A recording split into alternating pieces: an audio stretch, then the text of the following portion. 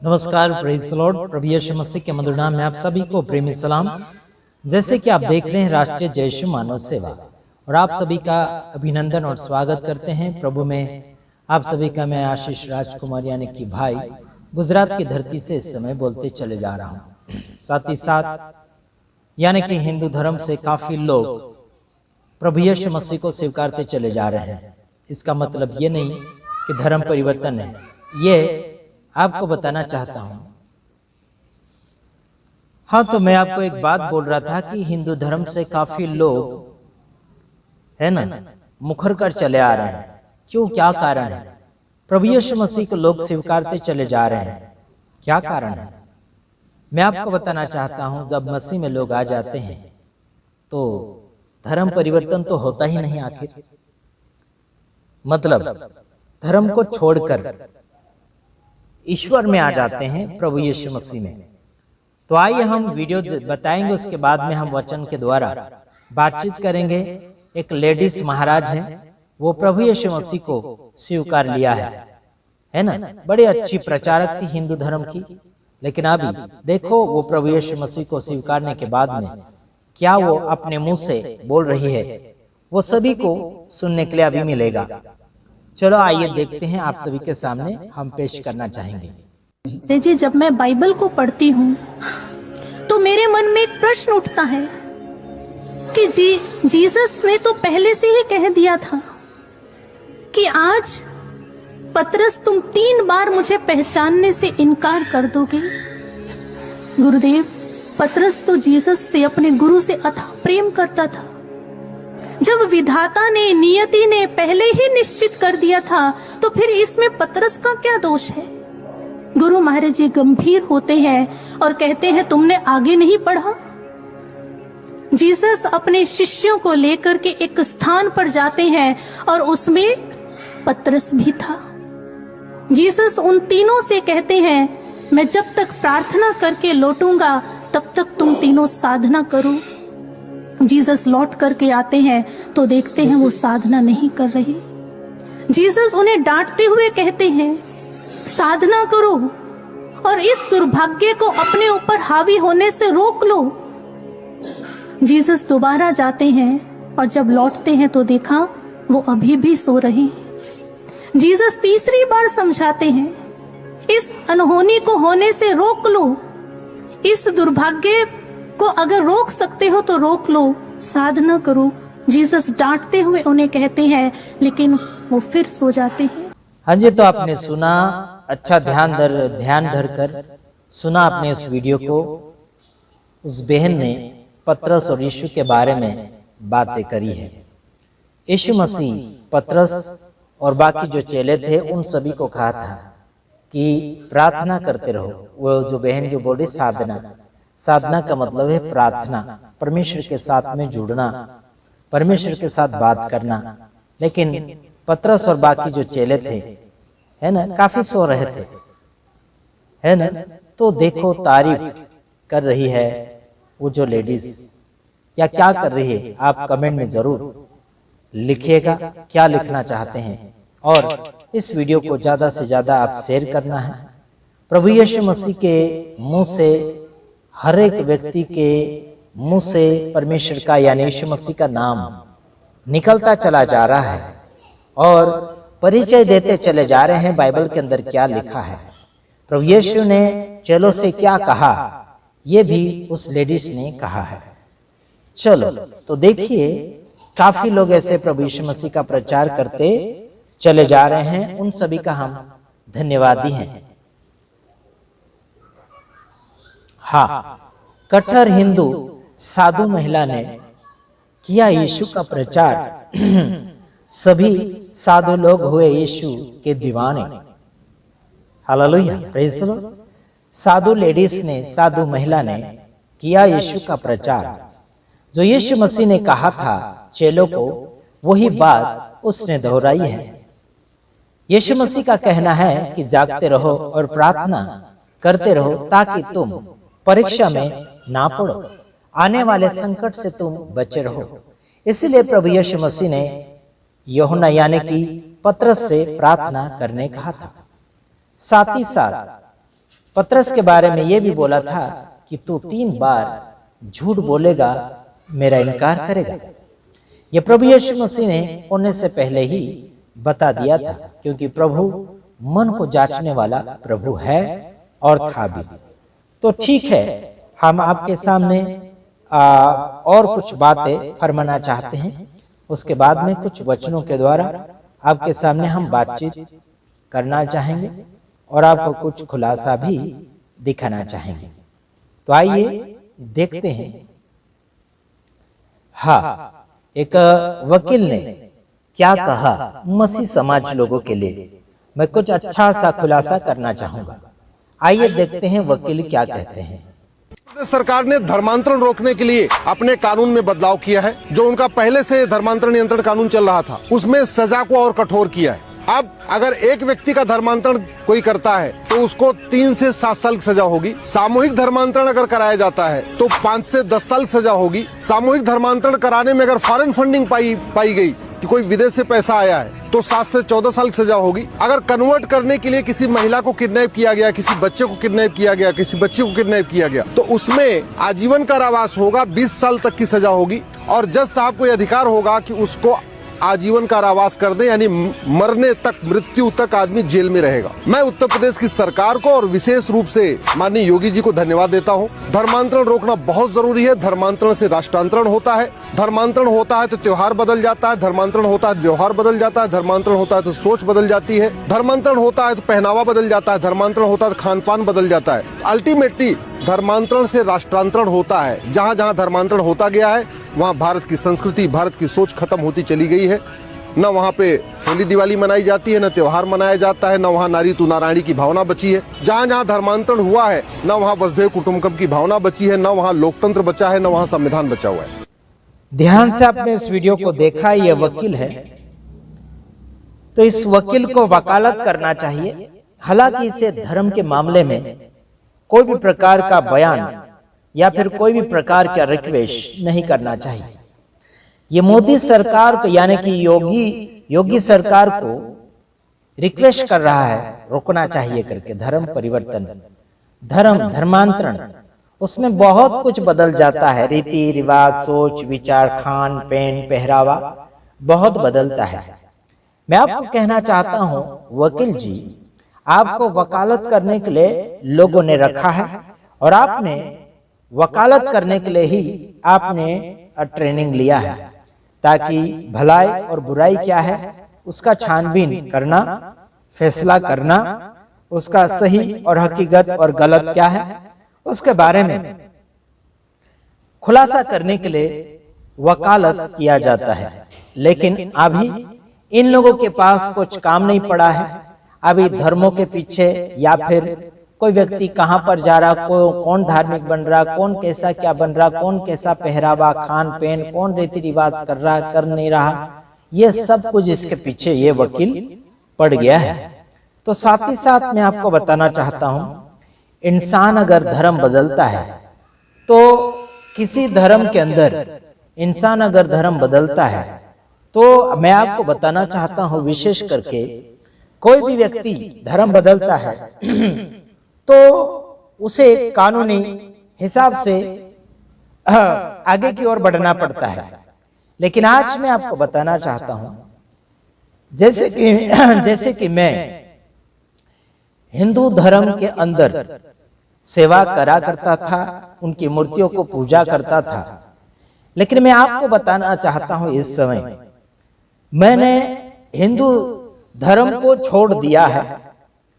यानी कि धर्म बदला नहीं है, धर्म हमने छोड़ दिया है, क्योंकि धर्मों के अंदर क्या क्या हो रहा है, कारनामा, गलत, पाप, अपराध, गुनाहें, हमने ये देखा सब कुछ। तो भाई हमें जो पसंद नहीं है उस चीज को हम क्यों खरीदेंगे या फिर उसे क्यों हम मानेंगे? फैसला करके बताना। वकील जी आप जो बोल रहे हैं, ये वकील जो है बड़े कोर्ट का वकील है। मैं उस वकील को खुलेआम बोलना चाहता हूं, आपने अगर वकालत सीखी है तो आज मैं आपको वकालत करने की बात सिखाता हूं। वकील जो है ना, काले कोट में और सफेद शर्ट में और काले पैंट में आ जाते हो ना तुम लोग, अभी तुम लोगों के पास काम धंधा कुछ पड़ा नहीं है, कोई केसेस ज्यादा तुम्हारे पास आते नहीं है, इसके कारण मसीह लोगों के ऊपर आप लोग टारगेट लगा रहे हैं। कहते हैं कि आजीवन सजा दी जाएगी, कुछ दिनों की सजा दी जाएगी, कुछ वहां पर दंड लिया जाएगा, है ना। संविधान खुलेआम कहता है कि कोई भी व्यक्ति 18 साल के बाद में निर्णय ले सकता है शादी के लिए भी और कोई भी धर्म में जाने के लिए भी अपनी मनमर्जी से निर्णय ले सकता है। लेकिन हालांकि मैं आपको बताता हूं कि हम ना ही तो किसी धर्म को मानते हैं और ना ही किसी धर्म से हम किसी को बुलाते हैं।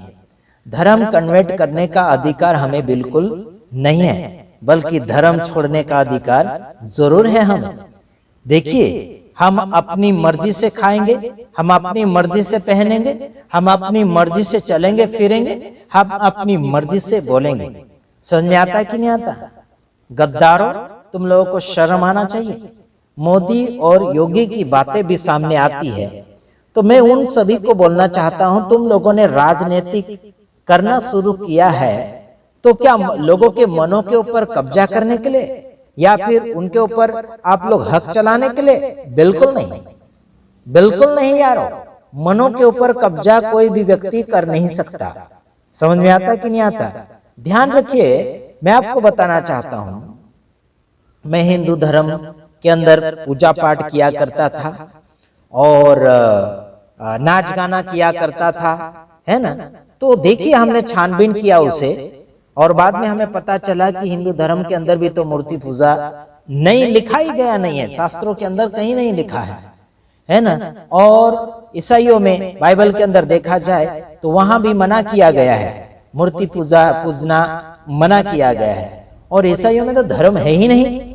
साथ ही साथ ये जो धर्म के ऊपर या फिर ईसाइयों के ऊपर आरोप लगाने वाले गुंडे जो है ना, झूठे गुंडे, जिनके अंदर काला शैतान घुसा हुआ है, काला मन लेकर बैठे हुए ये लोग, तो मैं उनको इतना कहना चाहता हूं, सनातन परमेश्वर है, धर्म नहीं है।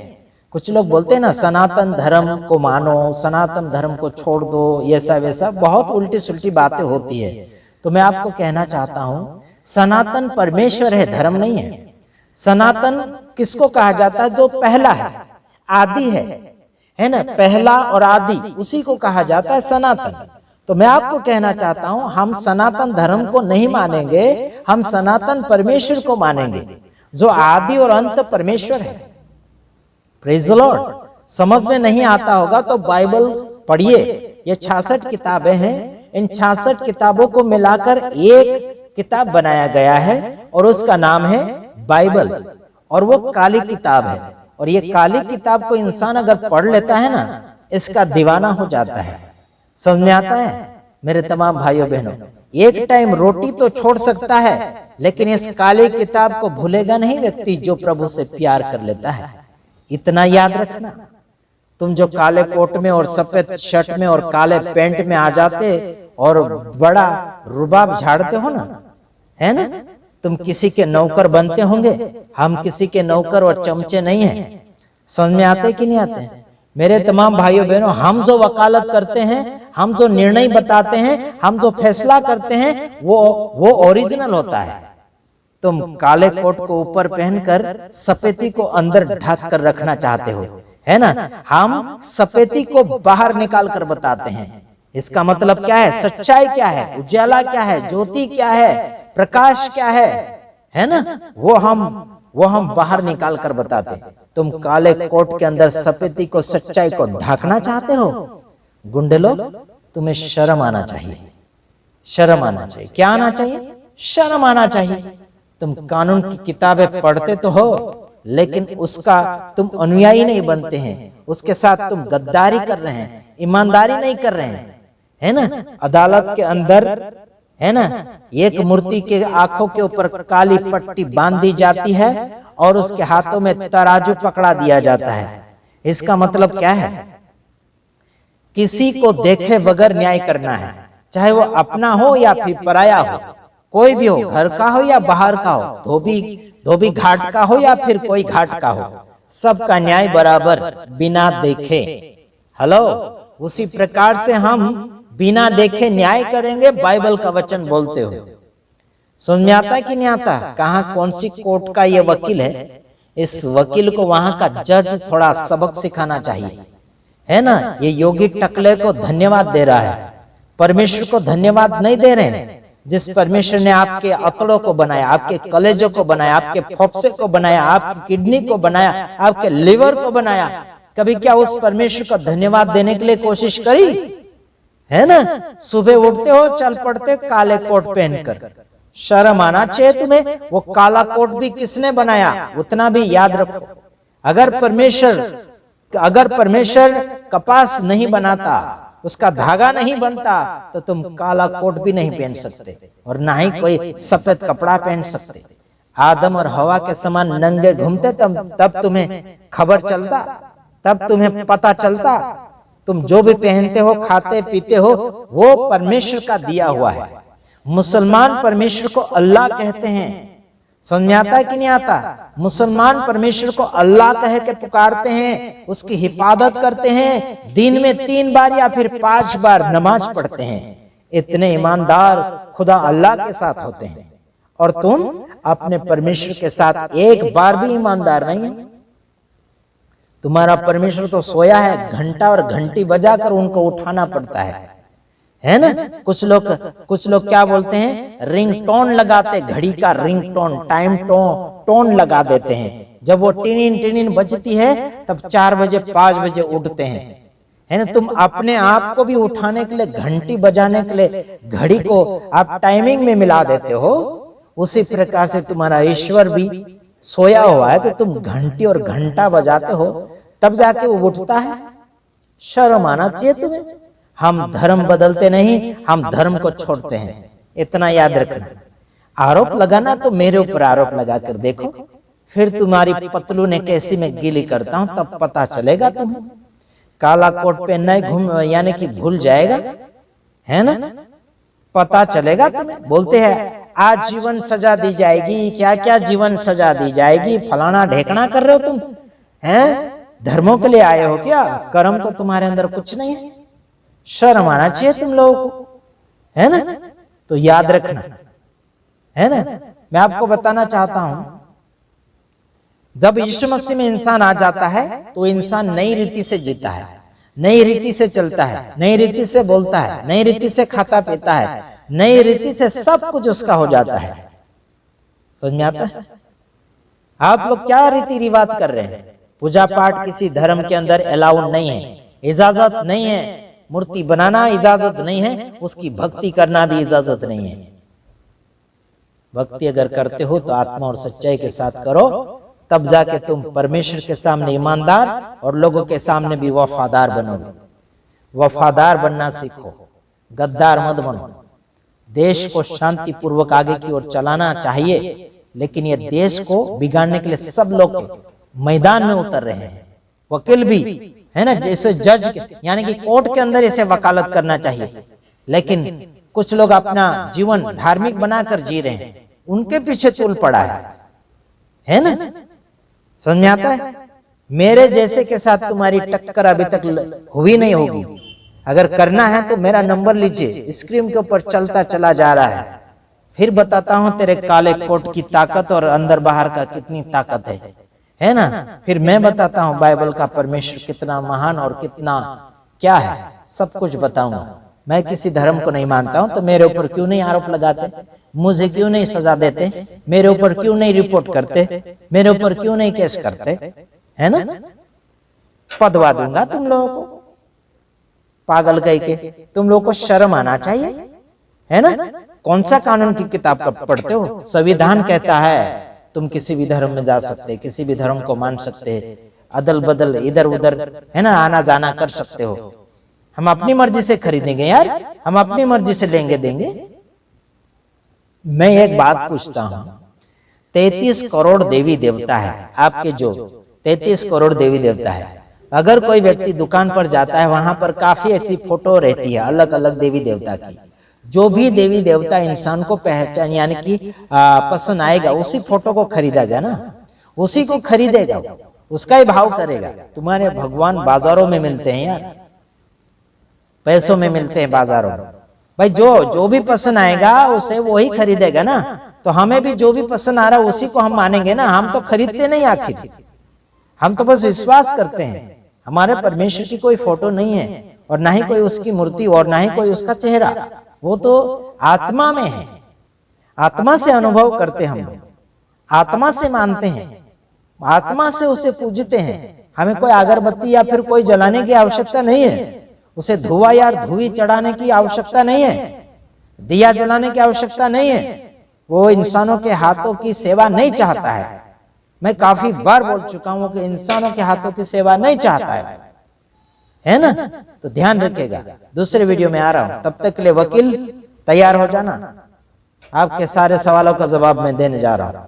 ठीक है, सब तैयारी करके आ जा, या फिर मुझे फोन कर, फिर मैं तेरा रिकॉर्डिंग करता हूं कौन से कोर्ट का है ना। तेरे जज को भी बोल दूंगा मैं। ठीक है, गॉड ब्लेस यू। प्रभु आप सबको आशीष करें। आमीन।